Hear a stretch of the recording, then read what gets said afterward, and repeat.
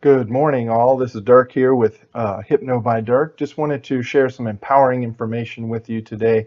We want to talk about a subject that we used to talk about with the clients and various people that I've worked with in the behavioral health field here in Phoenix, Arizona, for approximately over 25 years. And what we used to and still tell the clients that are labeled or diagnosed with SMI diagnosis or general mental health diagnoses is that you are not your diagnosis.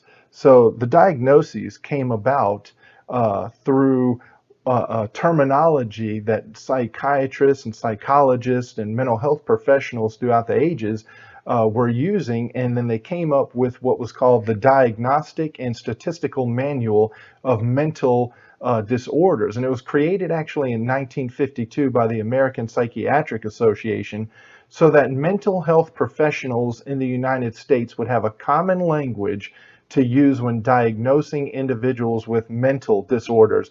So it was created so that they could speak to each other, and it would give them kind of an understanding, a broad general overview of what behaviors the client is actually experiencing.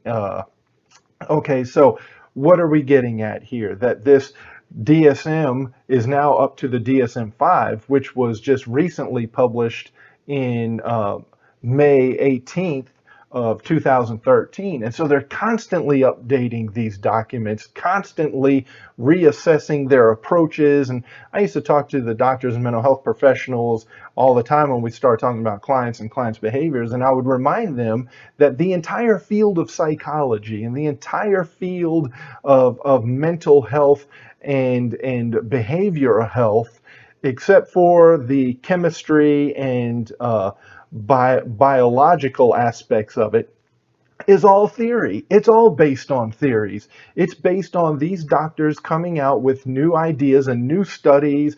Boston put out a new or published out some new study that they found out, and now they're going to approach it differently here. This is the new Bible that the mental health professionals all go by. And so now here's the client wondering, well, where am I in this? There was an actual study done recently on the DSM, and what they found out was that these diagnoses labels create an illusion of an explanation, but they are scientifically meaningless. And so here we have the purposes of the diagnosis. Number one, so that the mental health professionals can all speak on the same common language. Number two, so big pharma can get involved and make sure that you are getting the correct dosages and the correct medicines for your behaviors. And then also so that the insurance companies can get their cut on billing for these diagnoses. And so once again, I'm here to encourage you that all these theories and all these labels, you are not that. You are not your diagnosis. Do not get caught up in you being your diagnosis. The diagnosis creates a bunch of stigmas and prejudices within the community, within families, and so you're not that.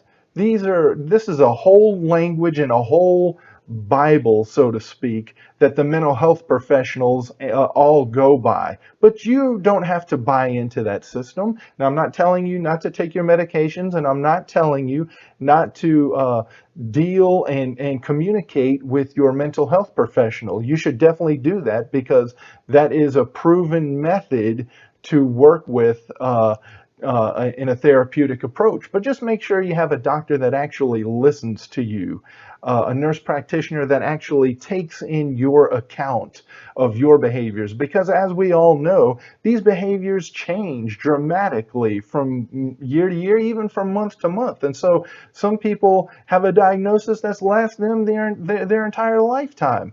That's just poor client management. It's poor mental health. And we want to have a client-based approach to strengthen the client, to empower the client. I don't hear a lot of people ever talking about in the mental health profession a client being cured, a client being healed, a client graduating beyond needing mental health.